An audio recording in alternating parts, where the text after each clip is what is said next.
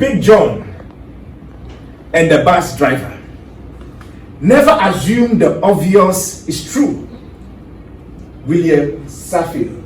Never assume the obvious is true. So it means that it may be so obvious, yet it may not be truth.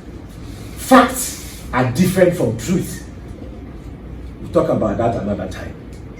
Keep back your servant also from presumptuous sins. Let them not have dominion over me. Then I shall be blameless and innocent of great transgressions. Psalm 19, verse 13. One day, a bus driver went to the bus garage, started his bus, and drove off along the route. No problems for the first stops. A few people got on, a few off, and things went generally well. At the next stop, however, a big bulk or hulk of a guy got on, 6 feet high, built like a wrestler, arms hanging down to the ground. He glared at the driver and said, "Big John doesn't need to pay," and sat down at the back. Did I mention that the driver was 5 feet 6, thin and basically meek? Well, he was. Naturally, he didn't argue with Big John, but he wasn't happy about it. This went on for long, and the bus driver started losing sleep over the way Big John was taking advantage of him. Finally, he signed up for bodybuilding courses, karate, judo, and all that good stuff. By the end of the summer, he had become quite strong. What's more, he felt really good about himself, like Big John. So on the next Monday, when Big John once again got on the bus and said, "Big John doesn't pay," the driver stood up, glared back at the passenger, and screamed. And why not? Flexing his muscle. With a surprised look on his face, Big John replied, "Big John has a bus pass." Did you hear that? That's right. Big John has a bus pass. Be sure of what is a problem in the first place before working hard to solve it.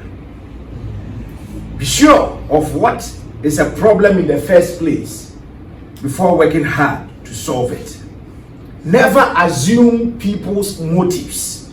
It is the easiest way to find yourself upset over nothing or mischarging people. If you want to know something, ask and don't assume. This is how drama starts. There are many homes you see this thing happening. People presume, and there's something called presumptuous sin. You look at the person and already you think that the person is this. I remember Nanado, our president, His Excellency, before he became president, everybody says he's proud simply because he articulates and is able to speak his mind. You see, so anything he says, it will be misinterpreted. And people have gone through this over and over again. It is a presumptuous sin. The problem does not even exist. Because he saw the guy well built and he said that Big John doesn't pay. Big John doesn't pay. He had to conclude that because he had muscles, he wanted to take advantage of him. But he had already made payment in advance.